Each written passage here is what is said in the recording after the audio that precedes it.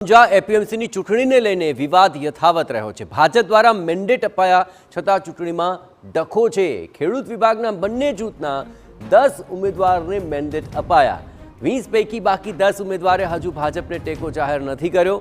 સ્થાનિક ધારાસભ્ય પૂર્વ મંત્રીના પુત્ર અને પૂર્વ ચેરમેનનું જૂથ મેદાને છે।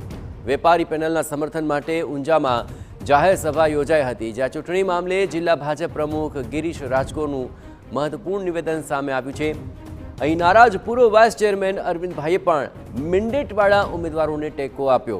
ચૂંટણીના પરિણામ આવતા મેન્ડેટવાળા ઉમેદવારો જીતશે તેવો દાવો ગિરીશ રાજકોરે કર્યો છે। મેન્ડેટવાળા 3 ઉમેદવાર હાલ ગેરહાજર છે, તેમને બાદમાં મળીશું તેવું પણ ગિરીશ રાજકોર સ્પષ્ટપણે કહી રહ્યા છે। અને અત્યાર સુધી 6 ઉમેદવારે મેન્ડેટવાળા ઉમેદવારોને સમર્થન જાહેર કર્યું હોવાનો તેમનો દાવો છે। પરંતુ પાર્ટીએ જે નિર્ણય લેવાનો હતો એ નિર્ણય લીધો ત્યારે આ 10 ઉમેદવારો આવ્યા અને બાકીના પાર્ટીના જે ઉમેદવાર હતા અને અરવિંદભાઈએ સૌ પહેલા પોતે સ્વેચ્છાએ ઉમેદવારી પાછી ખેંચી લીધી છે, દેશમાંથી ખસી ગયા છે અને પહેલી સોશિયલ મીડિયામાં પોસ્ટ મૂકી જ છે। એટલે એમણે સમજભર્યું કામ કર્યું છે।